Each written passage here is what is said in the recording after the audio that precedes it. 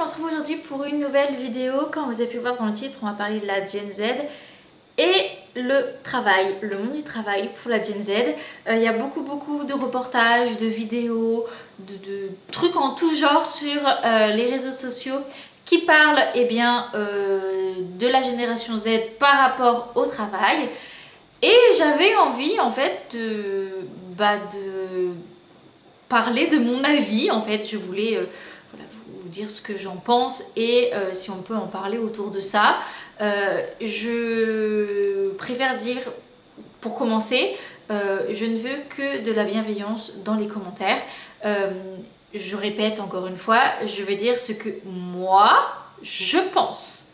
Pas une généralité, pas il faudrait penser comme ça, mais réellement, moi, dans mon intérieur, voilà ce qu'il en est. Après, vous en faites ce que vous voulez, mais si vous n'êtes pas d'accord avec moi et que vous voulez en parler, ok, mais dans la bienveillance en fait. Voilà.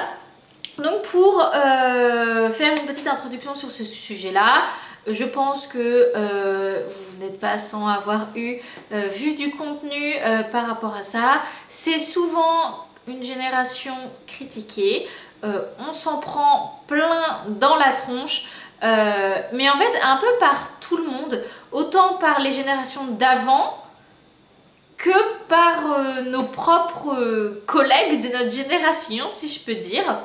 Et après, c'est vrai que les générations d'après ne sont pas encore réellement dans le monde du travail, mais à voir en fait dans 5-10 ans ce qu'il en est.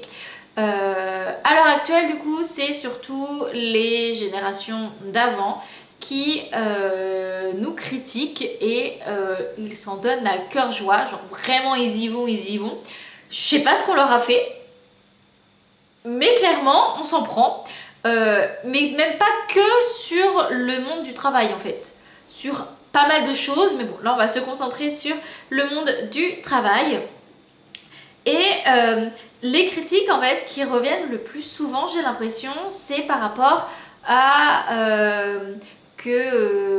on récame des bonnes conditions de travail, on réclame un certain salaire, on n'obéit pas au moindre fait et ordre de nos managers, de nos chefs, de nos patrons, de ce que vous voulez. On n'aime pas forcément notre travail, on le fait pour l'argent. On change régulièrement de travail, que ce soit d'entreprise ou même carrément de domaine du travail.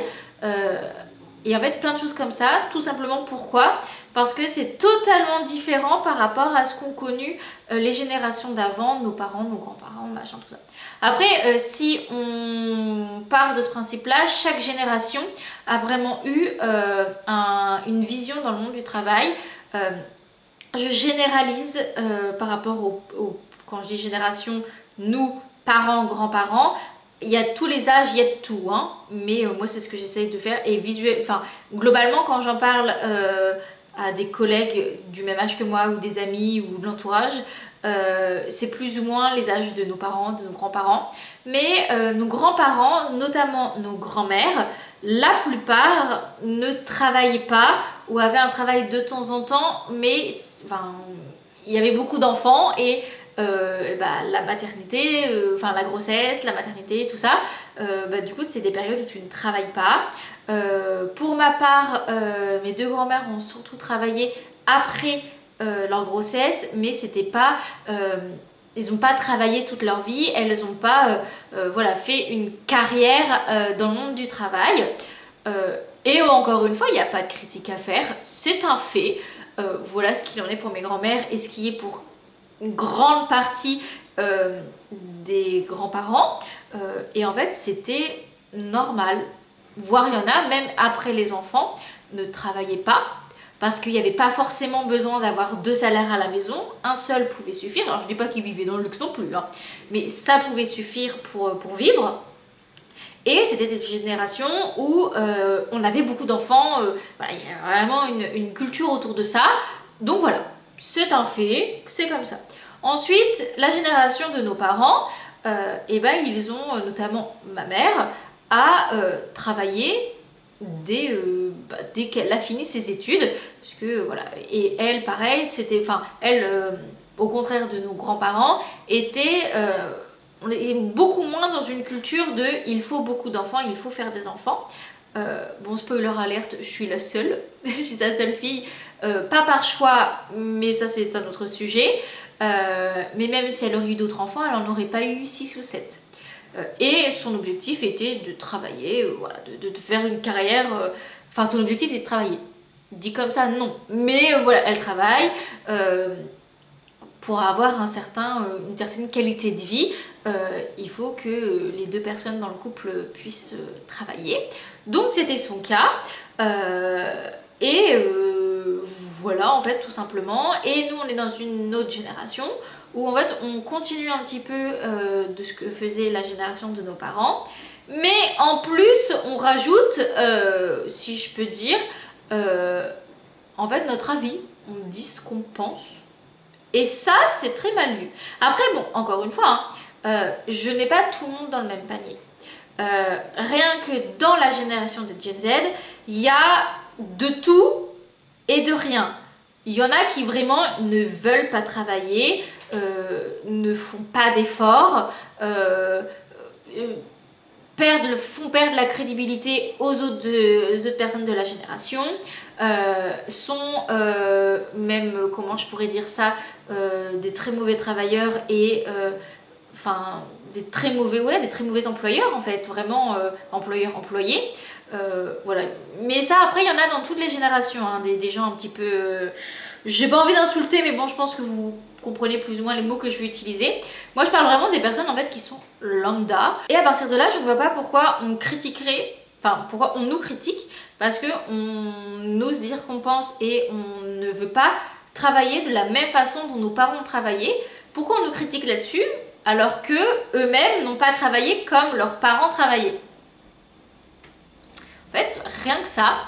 Une chose qui change du coup de notre génération, c'est que, comme je l'ai dit, on dit ce qu'on pense. Et c'est surtout que, enfin moi de base dans mon entourage, et c'est ce que je ressens, on n'aime pas profondément notre travail. Hein, je vais le dire clairement, ça ne me dérange pas ce que je fais, ça me plaît si je peux dire, mais voilà, ce n'est pas le métier de mes rêves, je ne me réveille pas tous les matins en me disant trop bien je vais aller au boulot, du tout. Genre, moi, je suis contente du boulot que je fais, hein, je pourrais faire quelque chose de vraiment pire. Les tâches qui me sont données sont très correctes, ça là-dessus, voilà. Je ne crache absolument pas dans la soupe, hein, ne me faites pas dire ce que je n'ai pas dit. Mais je ne raffole pas de mon travail. Et ça, c'est quelque chose qui, j'ai l'impression, dérange les générations d'avant. Mais dans la génération d'avant, ça veut dire que tout le monde aimait réellement son travail. Ça, je suis pas sûre. C'est juste qu'en fait, les gens ne le disaient pas. Bon, après, moi, je vais pas débarquer au boulot et dire « Ah, j'aime pas trop ce que je fais, hein, mais bon, voilà. » Non. Mais par contre, dans mon cercle privé, dans mes amis, ou même par exemple là sur les réseaux, bah oui, je l'avoue, je n'aime pas profondément mon boulot. En fait, rien que le fait de dire c'est un travail. Et là, autre point, pourquoi je travaille? Pour avoir le salaire, pour avoir l'argent, pour pouvoir vivre en fait, pour pouvoir avoir un toit au-dessus de moi, pouvoir me nourrir, pouvoir me vêtir, pouvoir me faire des petits plaisirs, pour vivre en fait tout simplement. Et j'ai besoin d'argent et du coup qu'est-ce qui donne de l'argent?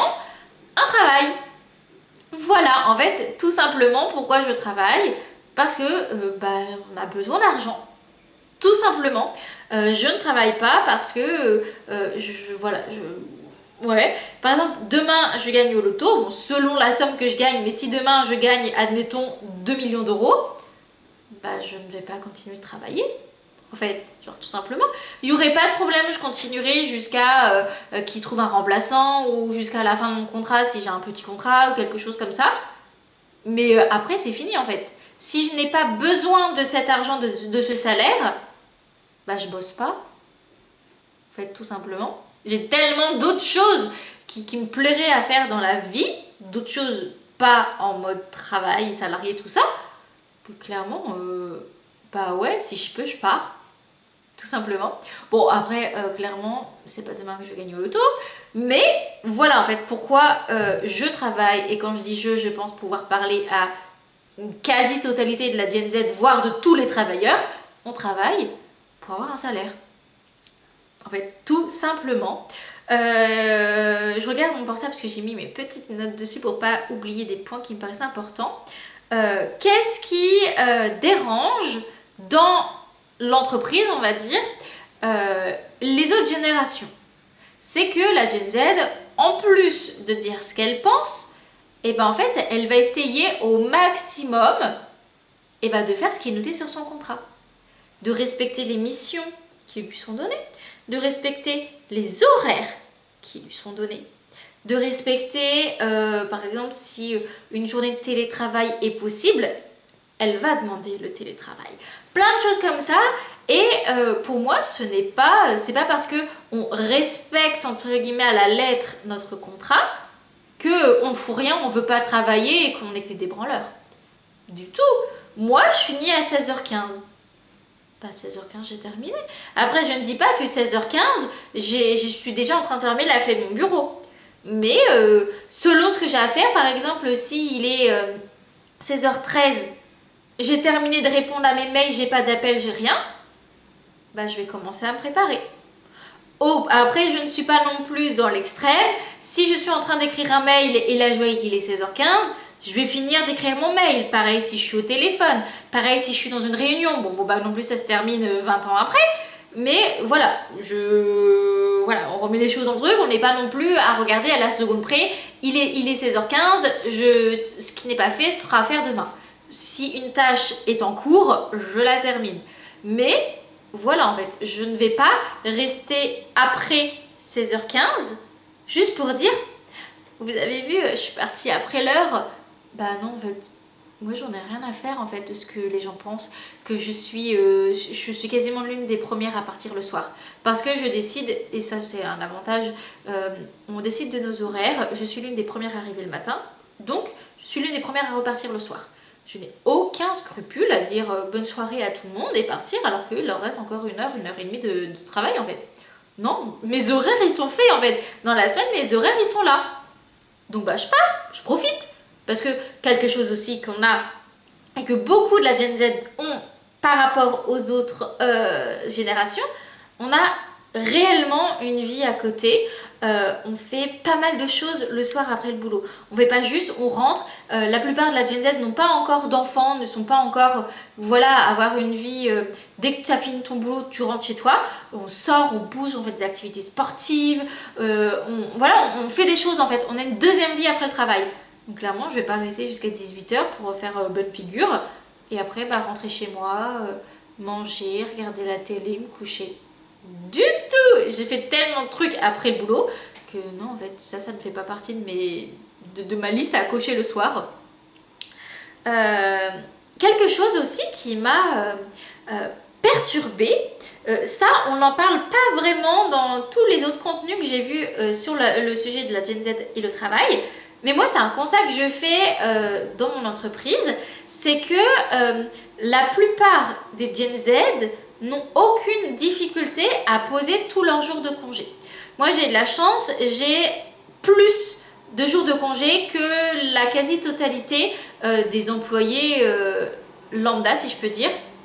Là, vous m'excusez, j'espère que vous n'entendez pas trop, c'est ma machine à laver qui tourne. J'ai pas mal de jours de congé, j'ai une 50aine de journées de congé à poser par an et j'arrive sans difficulté à poser ma 50aine de jours de repos. Je n'ai aucun problème à les caser et en fait les autres générations, eux, ils arrivent à la fin de l'année en disant « Ah faut absolument que je pose mais je sais pas quoi poser parce qu'il me reste 20 jours ». Comment ça, il te reste 20 jours?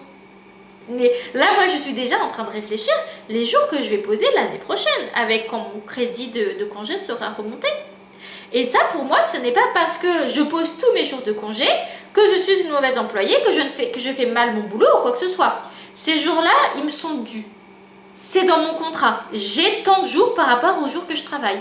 Et je les pose. Et ça, pour revenir au même point des horaires, j'ai tellement de choses en dehors du travail que moi, je m'ennuie pas en fait pendant mes jours de congé. Et même limite, mes jours de congé sont plus fatigants que mes jours où je travaille. Parce que je fais tellement de trucs. Et ça, c'est quelque chose quand je... Enfin, ouais, ils arrivent pas à poser, ou ils sont en mode « Ah, t'es tout le temps en vacances ?» Bah ouais, j'ai des jours à poser, je les pose. J'essaye de les poser de façon... bah déjà, bon, après, je les pose au moment où ce n'est pas une trop surcharge de travail, tout ça. Hein. Parce que après, flemme de revenir et de devoir taper 2 fois plus pour rattraper. Mais en fait, je sais plus ou moins les moments où je peux me permettre de partir, je pars. Je pars en vacances. Même pas forcément une semaine à chaque fois, hein, mais ça va être par exemple, j'adore faire ça, poser mon vendredi, mon lundi. Ça me fait un week-end de 4 jours. C'est génial. Je reviens, je suis fraîche comme jamais. Et en fait, j'ai posé 2 jours. Et pourtant, ça m'a bien reposé. Et ouais, ça c'est quelque chose qui m'a toujours surpris de les voir. Ils n'arrivent pas à poser leurs jours. Là, moi, l'été, j'ai obligation, parce que ça ferme, j'ai 4 semaines obligatoires à l'été. Moi, je m'en rajoute une, hein. Ça m'en fait 5. Et même 4, et bah, ils ont du mal à... Enfin, c'est long pour eux.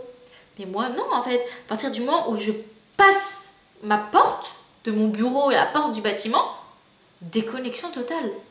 Déconnexion. Je ne ramène pas du travail à la maison. Hors de question. Genre, pourquoi en fait? À partir de... Enfin, moi, j'estime que les missions qu'on me donne, c'est pour...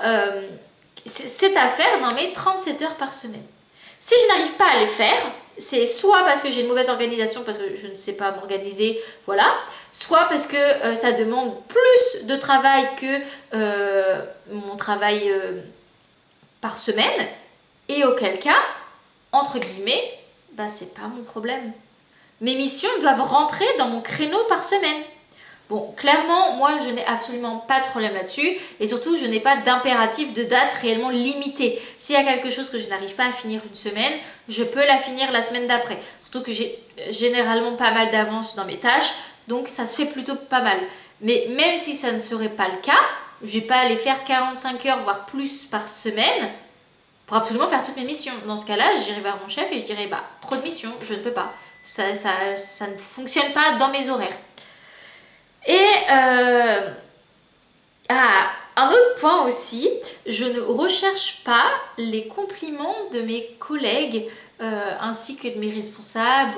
Après, c'est toujours gratifiant quand on te dit un petit truc ou alors, oh là t'as bien travaillé, là c'était bien, là ceci, mais je ne le recherche pas à tout prix. Je fais mon travail. J'essaye de bien faire mon travail, je fais le pourquoi du comment je suis payée, ce qui est noté dans mon contrat. Voilà, je fais les choses bien. Parce que je ne suis pas là pour bâcler, je ne suis pas là pour faire le minimum. Je fais les choses bien, mais en fait, voilà, je ne vais pas me foutre des trucs dans la tête ou alors travailler 10 fois plus qu'il ne le faut, comme par rapport à mes horaires, je l'ai dit tout de suite, juste pour qu'on me dise par exemple, oh là, dis donc, hein, heureusement que t'es là, hein, tu travailles comme une acharnée, Ça pour moi c'est même pas des compliments, enfin je veux dire, j'ai une vie en dehors et j'ai envie d'en profiter de ma vie en dehors. J'ai pas envie de rentrer, d'être épuisée et de dormir. En fait, tout simplement. Et ça c'est vrai que on complimente généralement les gens qui vont en faire plus, les gens qui font des trucs extraordinaires. Bah moi en fait le problème c'est que je ne recherche pas la validation des autres. Donc tant que mon travail il est fait, tant que les personnes qui dépendent de mon travail peuvent faire le leur et qu'il n'y a pas de problème que ce soit en temps et en heure et voilà, bah en fait ça me suffit largement. Je fais ce pourquoi je suis payée. Je pense que c'est ce que tout le monde devrait faire. Voilà.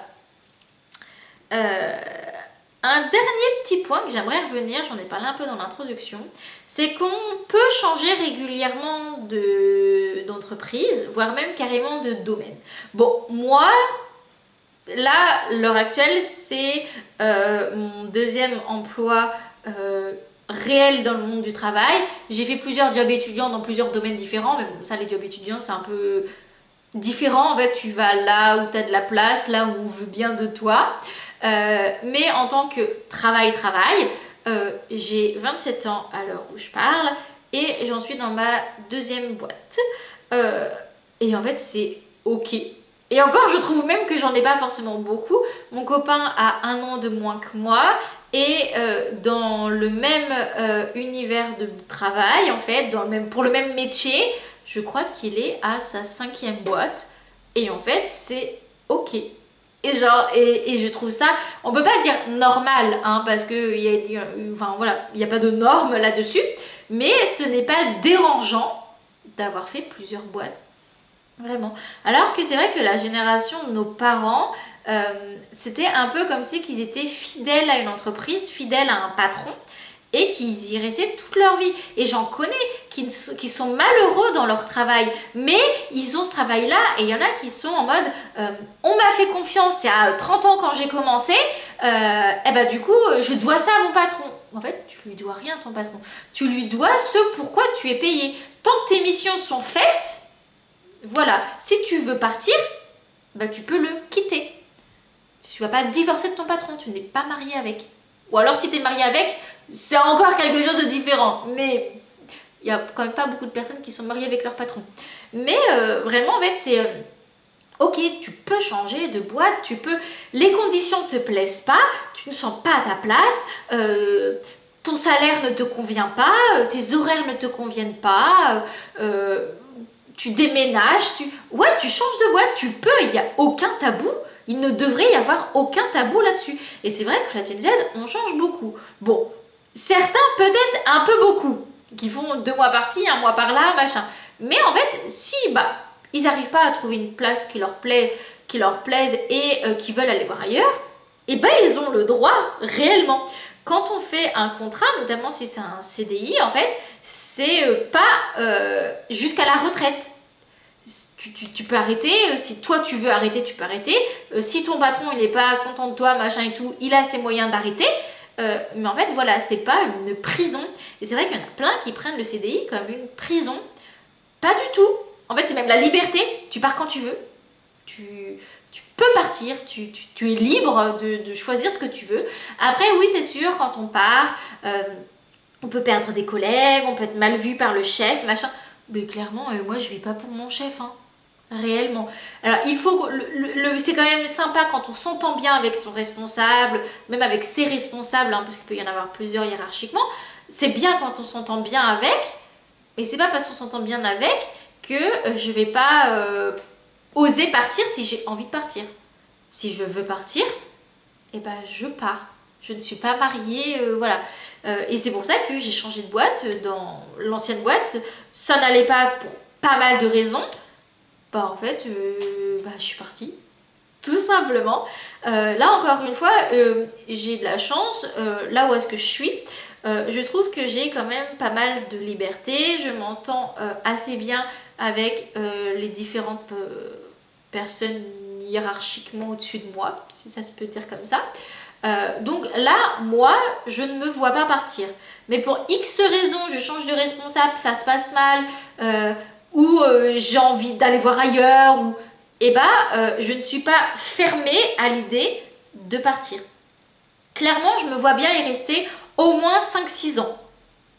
Je me vois bien rester comme ça. Mais en fait, alors ça se trouve, je vais y rester toute ma vie. Peut-être. Ça, voilà. Mais en fait, ça se trouve, dans 2 ans, je pars. J'en sais rien. J'en sais rien. Et en fait, je vis au jour le jour selon moi, selon mon ressenti, selon ce qui se passe dans ma vie privée aussi. Ça peut y jouer. Voilà. Tout simplement. Et ça, c'est vrai que c'est quelque chose qui embête beaucoup les générations d'avant. Qui sont prêts à faire des burn-out, qui ont trop de charge mentale, leur santé mentale, elle est une catastrophe, c'est n'importe quoi, mais ils ne vont pas démissionner. Mais ils vont pas... Il faut penser à soi, réellement. Je pense même si, parce que c'est des générations qui aiment bien être de bons employés, tu seras un meilleur employé si tu es dans une entreprise qui te plaît un minimum. Je pense qu'on peut terminer là-dessus. Parce que j'ai encore tellement de choses à dire, mais j'ai pas envie que cette vidéo soit trop grande. Et j'ai aussi envie de garder des petits arguments pour en parler en fait, dans les commentaires. Pas pour en faire un débat dans les commentaires non plus, mais qu'on puisse parler, qu'on puisse échanger sur les différents points de vue. Et bah voilà, en tout cas j'espère que ça vous aura quand même plu et on se retrouve une prochaine fois dans une prochaine vidéo. Bye bye.